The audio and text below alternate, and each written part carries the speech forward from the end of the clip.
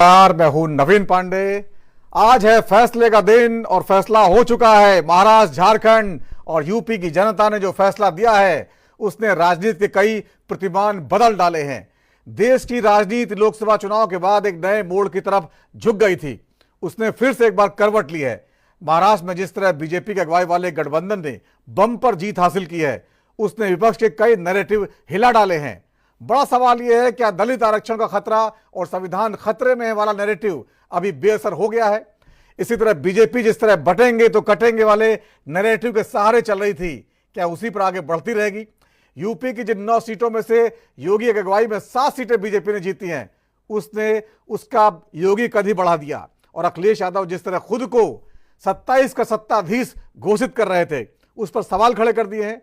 लेकिन बीजेपी का जादू झारखंड में क्यों नहीं चला, जहां जेएमएम की अगुवाई में इंडिया गठबंधन ने बड़ी जीत हासिल करके कांग्रेस को कहीं ना कहीं बड़ा सहारा दिया।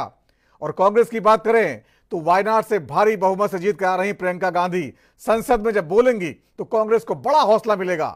पंजाब की बात करें तो आम आदमी पार्टी ने 4 में से 3 सीटें जीतकर दिल्ली चुनाव के लिए दमखम दिखा दिया है।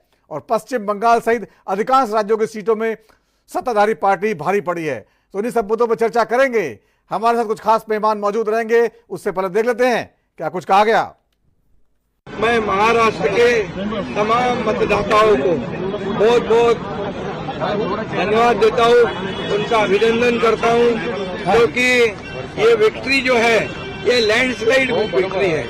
ये मैंने कहा था कि महायुति को थम्पिंग मेजोरिटी मिलेगी और इसीलिए मैं तमाम मतदाता जो है, मेरी लाडली बहनाओं को मैं धन्यवाद देता हूँ, लाडले किसानों को मैं धन्यवाद देता हूँ और लाडले हमारे भाई है, लाडले सीनियर सिटीजन है, सभी वर्ग जो है, सभी वर्ग को मैं धन्यवाद देता हूँ कि उन्होंने ऐसी विजयश्री प्राप्त कर दी है कि न भूतो न भविष्य तो ऐसी विक्ट्री जो इस बार मिली है, जो 2-2.5 साल हमारी महायुति ने काम किया है। ये महायुति ने जो काम किया है उसके काम के ऊपर ये जनता ने शिक्कामोर्तब किया है, काम को तवज्जो दिया है, प्राथमिकता दी है और इसीलिए महायुति को इतनी बड़ी जीत हासिल हुई है। सीएम पद के ऊपर पहले दिन से तय है कि चुनाव जब संपन्न होगा तो चुनाव के बाद जो पार्टी करेगी। हमारे नेता आदरणीय मिनिस्टर साहब ने प्रेस कॉन्फ्रेंस में ये बहुत स्पष्ट शब्दों में बताया है कि चुनाव के बाद जो पार्टियां बचेगी और इसका लड़ाई करेगी। नियत और नीति ये पार्टी का साफ है और लोगों को ये पता है।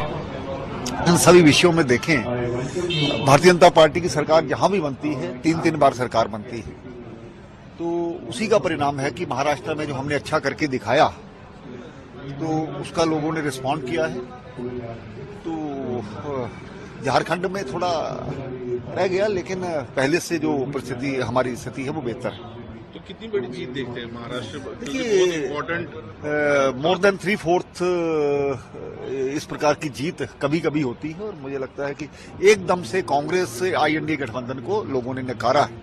नहीं, महायुति के पक्ष में मतलब जनता ने इतना भरभरून, इतना बड़ा ज्यादा वोट दिया और मतलब हमें 200 के ऊपर मतलब सीटें मिल रही है, तो ये हमारे लिए बहुत बड़ी जीत है। महाराष्ट्र की जनता का मैं आभार व्यक्त करता हूँ, सभी जाति धर्म के लोगों का मैं आभार व्यक्त करता हूँ और उन्होंने बहुत बड़ी जीत हमें दी है। और उसका कारण ये है कि नरेंद्र मोदी जी की विकास की भूमिका, नरेंद्र मोदी जी की सबका साथ सबका विकास की भूमिका और महाराष्ट्र सरकार ने 2.5 सालों में लिए हुए निर्णय, और उसमें अनेक निर्णय तो अच्छे थे ही थे, लेकिन लाडली बहना का निर्णय बहुत ही क्रांतिकारक था। पूरे महिलाओं में, पूरे बहनों में बहुत ही अच्छा वातावरण था और इसीलिए इस वक्त जो टक्का बढ़ा था, मतलब लोकसभा के चुनाव के कंपैरिजन में, मतलब विधानसभा में 65.39% वोटिंग हुआ था और इसीलिए उसका फायदा जरूर हमको होगा, ऐसा हमारा पूरा विश्वास था। उसके मुताबिक महायुति को कम से कम 213 तक तो अभी सीट अधिकार है, लेकिन हमें विश्वास है कि 225, 230 तक सीटें हमको आगे तक मिल सकती है। हार के बाद ही जीत है, कोई बात नहीं, असफलता एक चुनौती है, स्वीकार करो। क्या कमी रह गई देखो और सुधार करो, जब तक न सफल हो नींद चैन को त्यागो तुम, संघर्षों का मैदान छोड़ मत भागो तुम, कुछ किए बिना ही जय जयकार नहीं होती और कोशिश करेंगे तो फिर कभी हार नहीं होती। ये जो नतीजे आए हैं इसकी उम्मीद न आपको थी, न हमें थी, न देश की जनता को थी, फिर भी जनादेश को नतमस्तक होकर नमस्ते करते हैं। जो भी जनादेश आया प्रदेश में हम उसको सम्मान करते हैं। सबसे पहले उन्होंने जो प्यार, विश्वास और एक मेरे ऊपर, क्योंकि कहीं ना कहीं आज मैं उनके लिए एक बहू के रूप में नहीं, बेटी के रूप में मैं यहाँ पे काम मैंने किया है और उन्होंने बहुत प्यार दिखाया है। आज आपके माध्यम से बस मैं इतना कहना चाहूँगी कि गांडी की जनता हो, गिरिडीह की जनता हो, झारखंड की जनता हो, सबको मेरी तरफ से तहे दिल से मैं सबको बहुत बहुत शुक्रिया अदा करना चाहती हूँ और आभार करना चाहती हूँ और सबका प्यार और आशीर्वाद मिलते रहे, बस मैं यही कहना चाहूँगी। ये कटेंगे एक हैं तो सेफ हैं, ये झारखंड में सबसे ज्यादा इसका इस्तेमाल घुसपैठिया, कटेंगे, बटेंगे, छटेंगे, ये होंगे, वो होंगे। महाराष्ट्र में सबड्यूड था ये मामला, अगर आप कंपैरिजन करें। हाँ, महाराष्ट्र के नतीजे अप्रत्याशित थे। लोकसभा चुनाव का जो एडवांटेज था वो अचानक से गुम कैसे हो गया, वो भी इस स्केल पर। तो ये तमाम जो इंडिया ब्लॉक के दल हैं महाविकास अघाड़ी के, उन्हें बैठना होगा और सीट वाइज मुझे लगता है और क्षेत्र वाइज, चाहे विदर्भ हो, मराठावाड़ा हो, मुंबई हो और बाकी अन्य इलाके हो नागपुर के आसपास के, उस पर विश्लेषण होना चाहिए। कुंदरकी पर भारतीय जनता पार्टी की विजय ये राष्ट्रवाद की विजय है। ये राष्ट्रवाद की विजय है, विरासत और विकास की विजय है। हर व्यक्ति को अपनी जड़ और अपनी मूल की याद आती है और मुझे लगता है कि जो लोग कभी भूले भटके रहे होंगे उन सबको, किसी को अपना गोत्र याद आया होगा, किसी को अपनी जाति याद आई होगी। धन्यवाद। और विरासत पर यह विजय, विरासत की विजय है और कुंदरकी की ये विजय बताती है कि आने वाले समय में समाजवादी पार्टी कहां जाने वाली है। कि आज जो जनता ने भारतीय जनता पार्टी गठबंधन को अपना आशीर्वाद दिया है वह असाधारण है। यह विजय साधारण विजय नहीं, यह ऐतिहासिक विजय है। ये 27 का सेमीफाइनल कल कहने वाले आज चारों खाने चित्त हो गए। फर्जी पीडीए, परिवार डेवलपमेंट एजेंसी चलाने वाली समाजवादी पार्टी का सुपड़ा साफ हो चुका है। इस तरह से महाराष्ट्र और झारखंड के नतीजे आए, वो एक तरह से देश की दशा और दिशा और राजनीति की दशा बदलने वाले साबित हो सकते हैं। महाराष्ट्र की बात करें तो महाराष्ट्र में जो नैरेटिव लोकसभा चुनाव के दौरान देखा गया था वो इतनी कम समय में पूरी तरह बदल गया। जिस तरह से बम्पर सीटें मिली हैं बीजेपी को, वो उस पर एक बार की बीजेपी भी यकीन नहीं कर पा रही है। 234 प्लस 288 में से कांग्रेस प्लस यानी विपक्ष को केवल 48 सीटें अभी तक मिल पाई हैं और बाकी को 6 सीटें। और बात करें कांग्रेस को 15, शिवसेना उद्धव ठाकरे गुट को केवल 20 और एनसीपी को केवल 10 सीटें। इन सब को मिलाकर भी जो शिवसेना शिंदे गुट है उनको 57 सीटें मिली हैं, वो इनके बराबर नहीं बैठते। यानी शिवसेना शिंदे गुट अकेले ही पूरे विपक्ष पर भारी पड़ गया है, उसके ऊपर बीजेपी और उसके ऊपर अजीत पवार की पार्टी। जाहिर तौर पर बीजेपी वहां अपना मुख्यमंत्री बनाएगी और देवेंद्र फडणवीस राज्य के अगले मुख्यमंत्री हो सकते हैं। 26 नवंबर से पहले उनको तय करना है, क्योंकि विधानसभा 26 नवंबर तक ही है इस बार की। तो इन तमाम मुद्दों पर चर्चा करेंगे। कुछ खास मेहमान हमारे साथ हैं, उनसे बातचीत का सिलसिला शुरू करते हैं। शांत प्रकाश जी जाटव, नेता बीजेपी के, बहुत बहुत स्वागत है आपका। डॉक्टर हरिनाथ उपाध्याय जी हैं, नेता कांग्रेस के, बहुत बहुत स्वागत है। डीपी यादव साहब है, नेता समाजवादी पार्टी के, बहुत बहुत स्वागत है। दिनेश सिंह जी हैं, राजनीतिक विश्लेषक, बहुत बहुत स्वागत है। सबसे पहले डॉक्टर हरिनाथ उपाध्याय जी, देखिए पूरे दिन ये चर्चा चली महाराष्ट्र और झारखंड को लेके, और शुरुआत में आपके नेता कह रहे थे कि गड़बड़ी हुई है और कहीं ना कहीं जो है मशीनरी का इस्तेमाल किया है, ईवीएम में घपला है, लेकिन शाम होते होते आप लोग समझ गए कि जो है बहुत बुरी हार हुई है और नैरेटिव जो है जो हमने पेश किया था वो चला नहीं है और अब चिंतन का समय है। तो आखिरकार लोकसभा चुनाव के दौरान जो बातें चल रही थी, संविधान खतरे में है, दलित आरक्षण, और जातीय आरक्षण को लेकर जो बार बार आप लोग सवाल उठा रहे थे, क्या वो नहीं चले हैं? क्या है इस हार का जो आप लोगों ने सोचा अभी तक? जी नवीन जी नमस्कार जी। आज लोकतंत्र के इस महापर्व के अवसर पर हम आप सभी लोगों को बधाई भी देते हैं कि हमारी जो है शीर्ष नेत्री आदरणीय प्रियंका जी वायनाड से विकासपूर्ण मतों से चुनाव जीतकर बिल्कुल वायनाड से चुनाव जीती हैं और बहुत बम्पर जीती हैं। की आवाज बनेगी और निश्चित रूप से लोकतंत्र को मजबूत करने का प्रयास करेंगे। देखिए, 2 राज्यों में चुनाव था, कई राज्यों में उपचुनाव था। देश की जनता इसके पहले जो प्रधानमंत्री मोदी जी के चेहरे पर वोट दिया करती थी, अब ये सिद्ध हो गया कि अब उनका चेहरा स्वीकार्य नहीं है, क्योंकि लोकसभा में महाराष्ट्र और उत्तर प्रदेश की जनता ने जिस तरह से इंडिया गठबंधन को जिताने का काम किया, राज्य में आते आते राज्य के नेतृत्व पर उनका भरोसा गया, न कि केंद्र के नेतृत्व पर। और मोदी जी की महाराष्ट्र में चुनाव रैली आदि कराने से भी वहां के नेताओं ने बचने का प्रयास किया।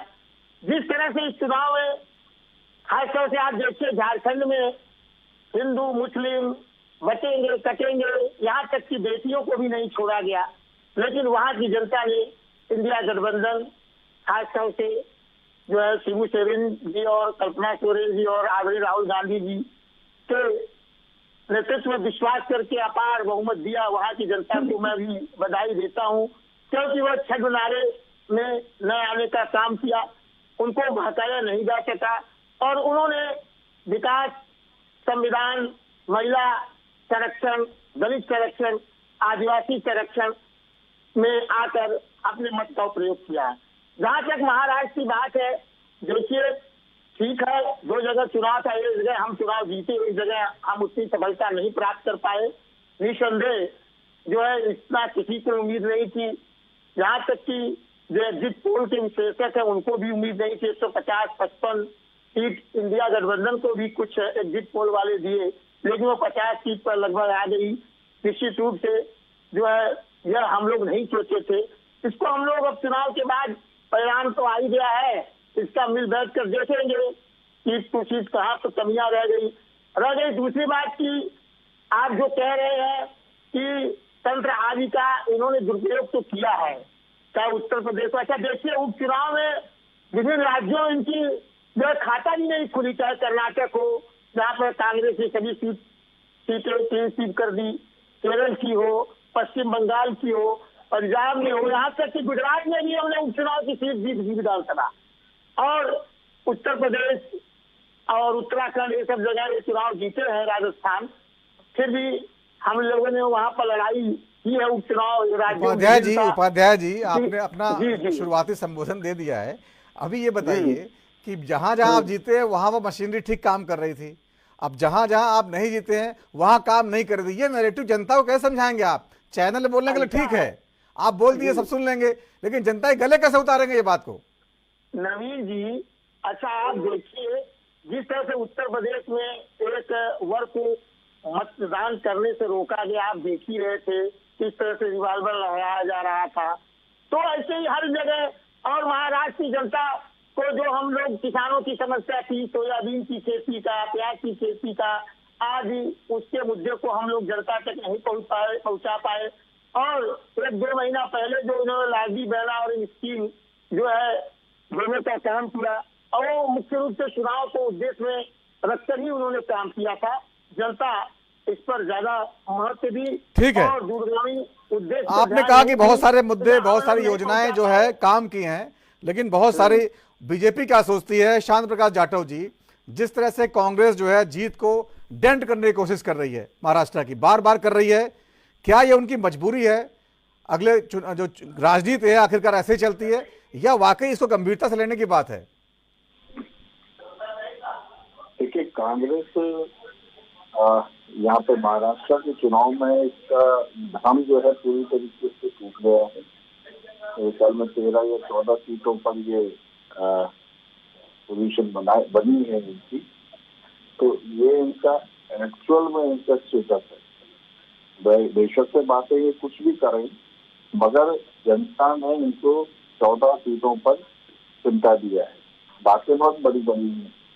राहुल गांधी जी के पास तो कोई विजन नहीं है। समाज को बांटने का विजन लेकर के राहुल गांधी जी जनता के बीच में जाते हैं। वो पत्रकारों से उनकी जात पूछते हैं।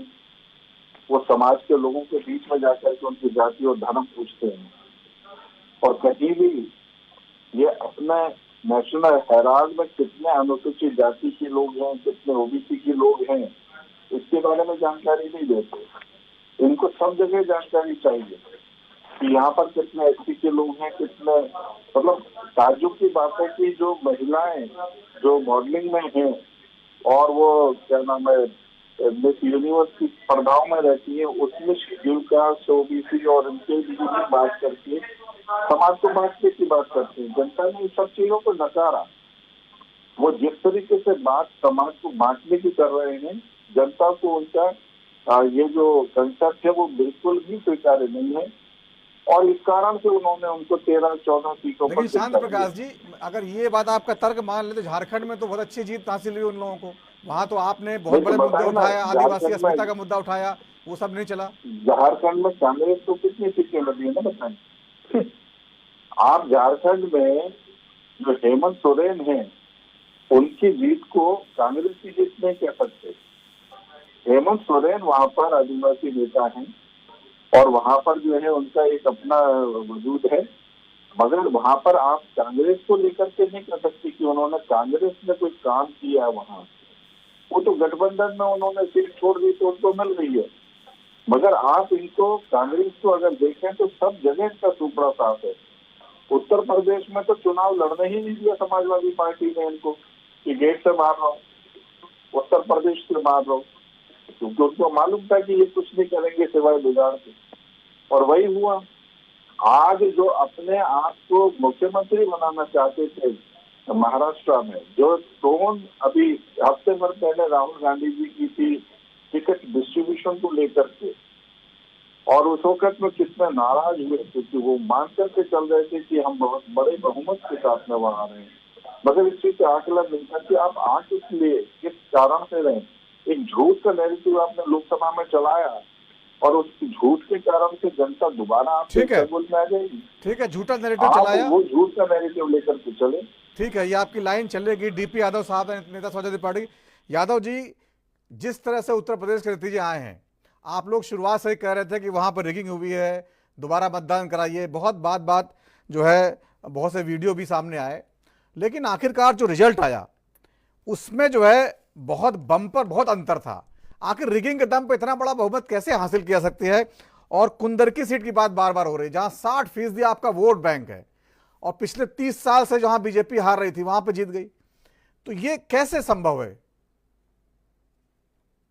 जी देखिए, निश्चित रूप से जिस प्रकार से उत्तर प्रदेश में आशंका जाहिर की जा रही थी, चुनाव के पहले दिन से ही, जब से नोटिफिकेशन जारी हुआ था, भारतीय जनता पार्टी ने जिस प्रकार से इस चुनाव को गलत तरीके से जीतने का प्रयास किया, जिस प्रकार से लोकतंत्र का मानमर्दन करते हुए भारतीय जनता पार्टी ने इन चुनावों में कहीं ना कहीं जीत हासिल करने का काम किया है, वो लोकतंत्र के लिए बहुत ही दुखद और दुर्भाग्यपूर्ण स्थिति है। देखिए, जब से 2024 का लोकसभा चुनाव संपन्न हुआ, उत्तर प्रदेश की जनता ने भारतीय जनता पार्टी को सबक सिखाने का काम किया। भारतीय जनता पार्टी की जो नकारात्मक राजनीति है, झूठ की राजनीति है, सांप्रदायिकता की राजनीति है, उसको कहीं ना कहीं भारतीय जनता पार्टी को सबक सिखा दिया उत्तर प्रदेश की जनता ने। तो भारतीय जनता पार्टी के अंदर एक बेचैनी और बौखलाहट थी, और भारतीय जनता पार्टी का शीर्ष नेतृत्व या आरएसएस, उसका जो मातृ संगठन है, संघ जो है, उसका जो उसके अंदर जो एक विचार हो रहा था, एक जो बहस हो रही थी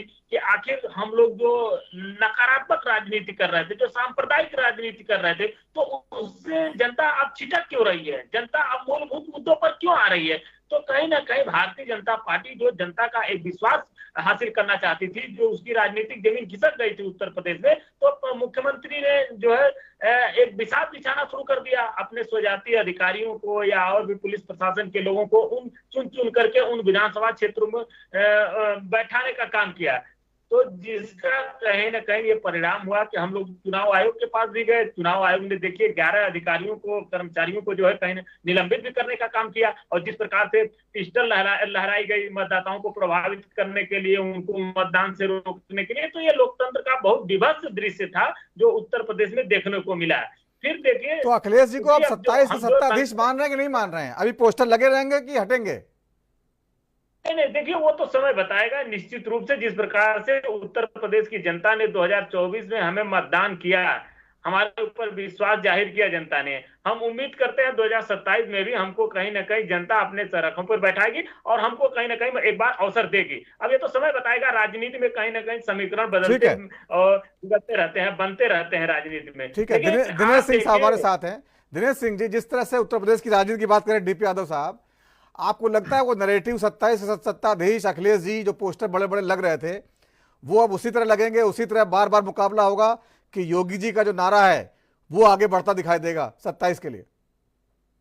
जी, आप सभी को प्रणाम नवीन जी। देखिए, मैं कुछ चीजों के बारे में स्पष्टता थोड़ा करना चाहूंगा। देखिए, जैसे कि जब बातचीत आएगी कि चुनाव के समय कुछ गड़बड़ी हुई और कुछ हुई, तो देखिए दो विरोधाभासी चीजें नजर आई। जैसे डीपी यादव जी बता रहे अपनी जगह पार्टी के अच्छे कार्यकर्ता हैं और अच्छे वक्ता हैं और अच्छे प्रवक्ता हैं, तो अपनी तरीके से पार्टी का स्टैंड उन्होंने बहुत बढ़िया तरीके से लिया और बहुत बढ़िया लाइन में ये सब चीज बताई है ऐसे। लेकिन देखिए, विरोधाभासी चीज ये रही कि जैसे कि मतलब एक थोड़ी सी दुखद भी घटना उसमें हुई कि एक मासूम जीवन जो है चुनावी हिंसा की भेंट चढ़ गया। तो मतलब मुझे बड़ा दुख हुआ सुन करके, समझ के, और मैं सांत्वना देता हूँ सारे परिवार को।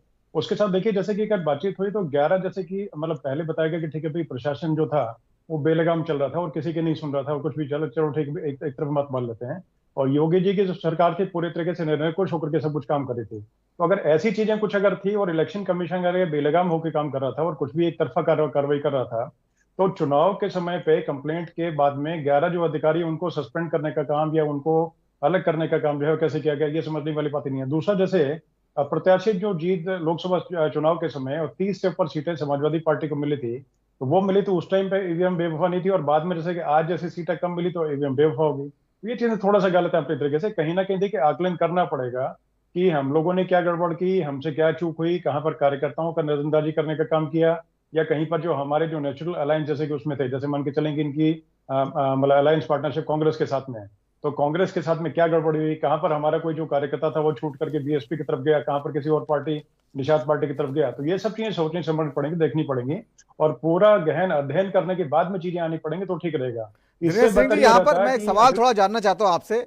योगी जी जब आए जीत के बाद, उन्होंने कहा 52% वोट मिला हमको, यानी एक तरह से उन्होंने जताया कि जो है हमारी लोकप्रियता बरकरार है, 52% लोग अभी भी हमें समर्थन करते हैं, उन्होंने कहा। और नारा भी लगाया, बटेंगे तो कटेंगे।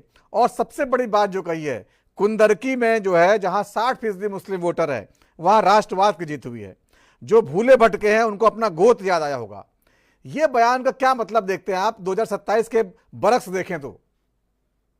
देखिए, इस बयान के बहुत लंबी दूरी तक असर करने वाला मतलब निकल रहा है। अगर कोई समझने वाला हो तो समझेगा इसी को। और बटेंगे तो कटेंगे का मतलब, और एक रहेंगे तो सेफ रहेंगे, कि हर किसी का, जैसे कि कहते हैं कि जिसकी रही भावना जैसी प्रभु मुहूर्त दिखे तिन तैसी, तो उस तरीके से वाली बातचीत है कि बटेंगे तो कटेंगे। उसमें कहीं पर जैसे कि इन लोगों ने व्याख्या, जैसे कि मतलब प्रतिपक्ष जो थे उन लोगों ने एक तरह से व्याख्या उसकी और यह विश्लेषण ऐसा किया कि ठीक है बटेंगे तो कुछ कटेंगे, तो वाली बातचीत नहीं थी। बटेंगे तो कटेंगे मतलब कि सभी के सब जैसे वोट कटेंगे, बात खत्म हो गया से। एकजुटता जो है वो अगर रहेगी तो सभी के सभी सेफ रहेंगे, उसमें कोई दिक्कत नहीं है। ऐसे बाहर का कोई व्यक्ति आके किसी प्रकार का नुकसान नहीं हुई। बटेंगे मतलब कटेंगे, जहां पर जो आदमी है वो अपने तरीके से एकजुट होकर काम करें। उसमें कहीं पर ये नहीं बोला गया कि भाई निषाद जो है वो अलग होकर के काम कर सकते हैं तो कटेंगे, या जैसे मुस्लिम समाज जो है वो अलग होगा, किसी की बात नहीं, सबके सब एकजुट होकर काम करें, उसमें कोई दिक्कत नहीं है ऐसे। और एकजुटता के नाते देखिए, जैसे भाजपा का जो मतलब एक तरह से जो मतलब उसके अगेंस्ट नैरेटिव जैसे देने की कोशिश की, जैसे 2024 जैसे लोकसभा चुनाव था, उस टाइम पे नवीन जी एक जैसे कि जैसे कि इन लोगों ने अपना स्लोगन दिया था, भाजपा ने स्लोगन दिया था अब की बार 400 पार, तो उसका नैरेटिव उल्टा कर दिया गया कि भाई 400 पार ये इसलिए आना चाहते हैं क्योंकि संविधान बदल देंगे, जबकि ऐसी कोई बातचीत नहीं थी। उसको लेके कहीं ना कहीं जैसे कि जो मतलब कि जैसे कि इस तरह के तबके थे जहां पर की वाले चीजें, आपने बात छेड़ी है तो अब वो नैरेटिव खत्म हो जाएगा इस इन चुनावों के बाद, जो है जो देश की राजनीति होगी, पुराने नैरेटिव खत्म मान ली जाएंगे? नहीं, देखिए खत्म तो हो ही गया नैरेटिव, ये वाला नैरेटिव तो पूरी तरह खत्म हो, क्योंकि देखिए बाबा साहब अम्बेडकर का जैसे कि जो उस तरीके से बताया गया बार बार, संविधान खत्म होगा सब, लेकिन संविधान खत्म कौन करे, कैसे खत्म होगा? से जितना संविधान खत्म करने का काम जैसे कांग्रेस ने पहले किया, कितना अमेंडमेंट किया गया, ये तो एक देखने वाली हिस्टोरिकल चीज है। और